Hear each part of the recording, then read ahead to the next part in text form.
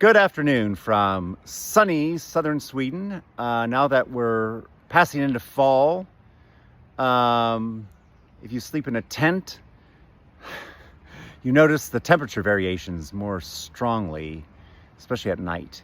But I was along this beautiful lake this morning. The sunrise was gorgeous. I got my sun gazing in. I feel the energy. And we're going to go along. I have a long poem for you today. It's very different from what we've been doing. It's Canadian literature. This came to me from multiple threads that I'm going to do this poem, partly because of the landscape and also partly because of the ideas behind it, and also because it's a contrast to Bly. Like this was very much a 20th century poet, F.R. Scott, but he was more Canadian. He was also he was a law professor and a politician, in addition to being a modernist poet. And he still was digging back to those romantic notions of poetry and the structure and the meter and the rhyme and how the stanzas are formed. And of course, when he wrote this poem, Bly was doing his like quick, imagistic, leaping poetry and championing a whole different energy in poetry. But F.R. Scott brought something new to these old forms. And it took me a few times reading this poem to really get it. I first came into contact with it through my old CanLit professor, Canadian literature professor in Montreal in the mid-90s, Brian Trehearne. Fantastic gentleman. He also turned me on to Ondaatje's Vexed Work and Rohinton Mystery, another great novelist. But anyway, there was a movement in Montreal of poetry. There's a group of poets there. I mean, everyone's heard of A.J.M. Smith, I'm sure. F.R. Scott, John Glasgow, just household names. But anyway, Irving Layton was later, about the same time, but kind of later on. And this is an interesting thread because I was thinking, oddly, not only because of the landscapes, because of the lakes that I've been passing through and camping by. This is the Lake District. The largest lake in the EU, Lake Varen, is not too far from here. I walked around it some weeks ago, not part of this trek. But his son, F.R. Scott's son, is a guy who's well known in some people call it the truth movement, the critical thinking movement, the real journalism movement, conspiracy studies. Peter Dale Scott. Peter Dale Scott is F.R. Scott's son. He was a Canadian diplomat, I believe stationed in Warsaw for some time, and then he's also a poet himself, like his dad. And then he was a professor at Berkeley for many years. But he wrote a series of books where he did these very, very meticulous studies of geopolitics. And he's the one who coined the term deep politics. He pulled it from the Turkish context and said that this deep politics is in operation in a lot of other places. And you might know some of his books. He did The Road to 9/11, which dug back decades before and putting that in geopolitical context. He did Deep Politics and the Death of JFK. And he did a book called The American Deep State. So some of you will be very familiar with Peter Dale Scott. I believe he would be in his upper 90s right now. I believe he's still writing and writing not only books on geopolitics, but also poetry. Anyway, we are going to move into this lovely poem of image, of philosophy, of ambiguity, and I like that. It's a quiet poem.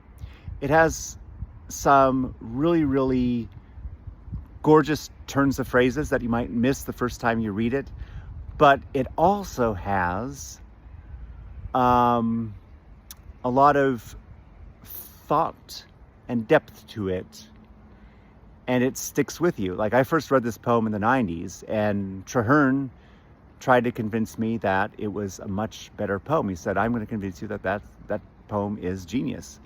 And I ended up writing, I think I wrote a paper on it. And that's a whole other story. My paper got lost. My term paper that was like a quarter of the grade got lost somehow. And so it was this whole issue that I had to rework. And if I hadn't kept a copy of that paper in order to send back to him, this is the 90s, I would have gotten a D in that class because they gave me a 0 on the term paper. And I was like, well, that's not right.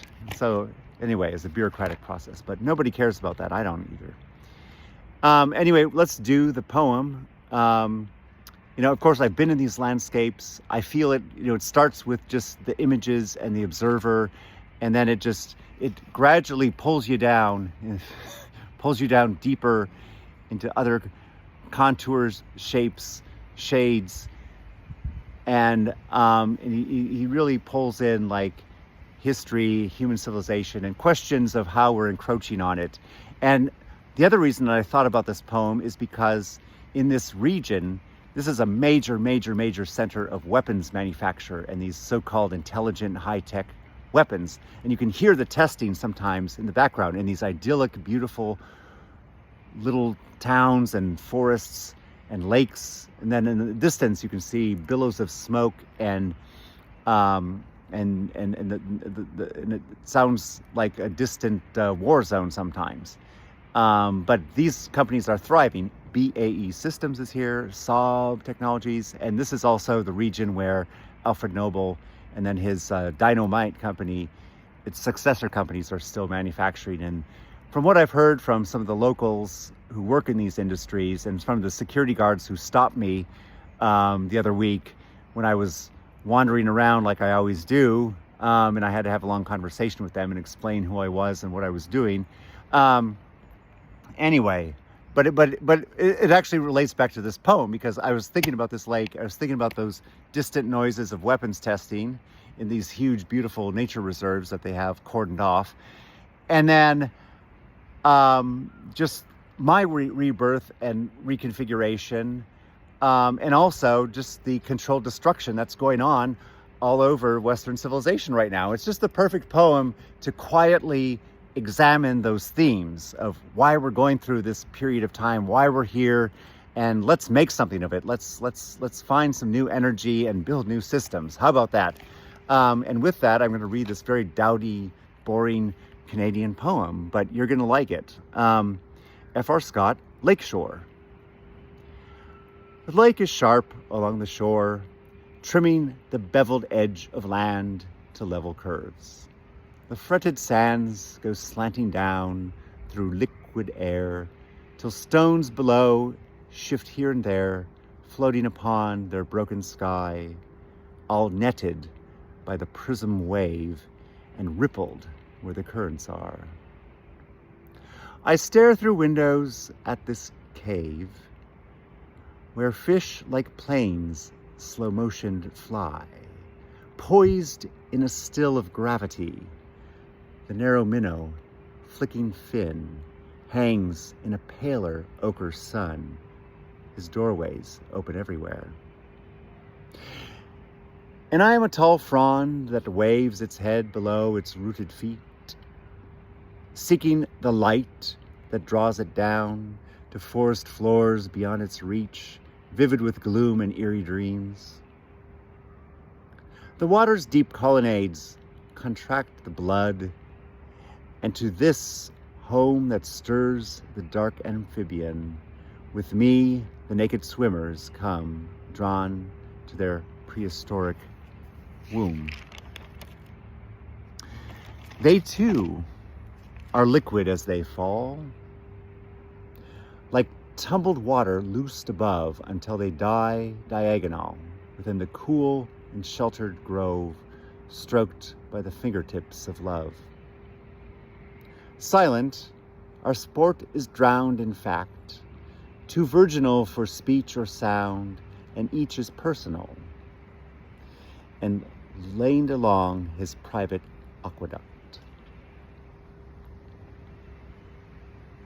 Too soon the tether of the lungs is taut and straining, and we rise upon our undeveloped wings toward the prison of our ground, a secret anguish in our thigh and mermaids in our memories.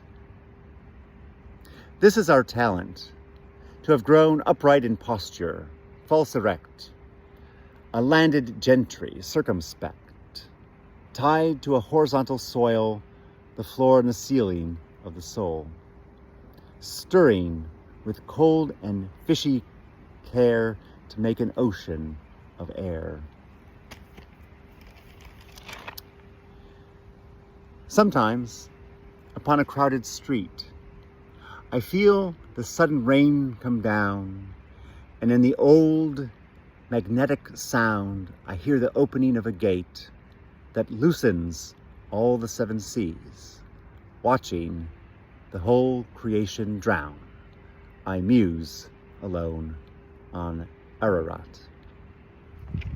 So that concludes today's reading of F.R. Scott and his, considered his, at least by me and Trehearne and a few other people, and maybe the dozen other people who follow CanLit, especially like 20th century Canadian poetry, as his masterwork. And I hope I introduced that to you in my kind of dull reading of it. But I think it pulls together nicely so many of these themes in a quiet, sophisticated, elegant way that's not without its own ambiguity. You know, you can see the ending as the speaker of the poem, you know, the floods are taking care of everything, and he's like alone on top of the mountaintop.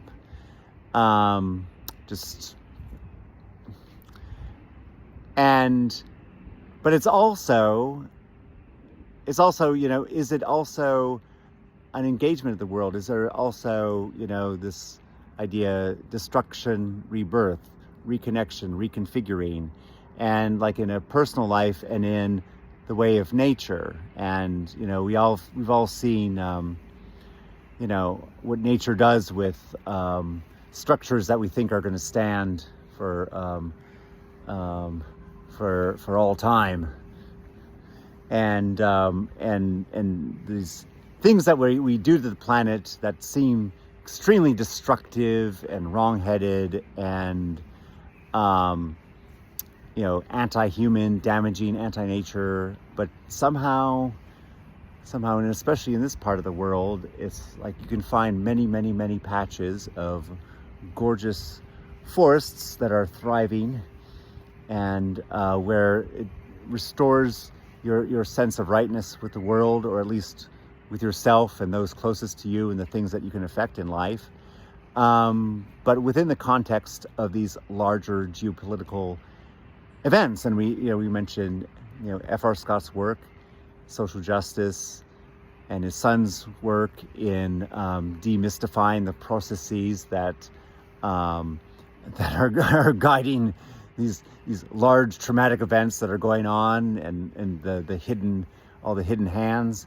But and you know, and I'm not escaped from that here along this walk, because I've heard so many times these weapons testing, and these weapons are sold all over the world, made right here. And this region is one of the most successful. I guess you got your data centers, your AI, and you got your weapons. Somebody once told me that you know, the top industries in the world are, well, I mean, I don't know how you divide out tech, blah blah blah blah blah, but I mean, obviously defense or offense or whatever, you know, weapons, bombing, that type of thing is, you know, is definitely one of the top industries. Porn is huge, and packaging. Everything you buy is packaged everywhere you go, all over the world. and nobody thinks about it as an industry, but that is a huge industry too. And what does that do to the environment? And do you really need all that? And could we go back to a system where everything is more natural, person to person, such like that? I don't know why I'm rambling like this, but that poem brings back so many great memories for me of personal connections and discovering poetry and asking yourself, like, what makes a good poem? Like, why is that good? When I first read that, I was just like, it's not that exciting. It's not really crackling things up in my brain, but actually, it's stuck with me, and I've turned to it, and just as I've been walking meditatively along this trail, it came back to me, and it brought in all these associations. And if you look at some of the lines, the fretted sands, the beveled edge of land goes slanting down through liquid air, and then just the way he talks about the qualities of water. And anyway, I'm not going to go on too much about it, but I hope you'll read it for yourself. Maybe you can read it better than I can. And thank you for listening, all single digit number of you. I appreciate it, and I hope you have a fantastic day. And I'm going to bring some more surprises along to I originally was calling it the Cultural Minute, but it looks like we're at 16 and a half minutes right now. So I am going to say arrivederci, a dopo, a domani, something along those lines. And I will see you again soon. Bye for now.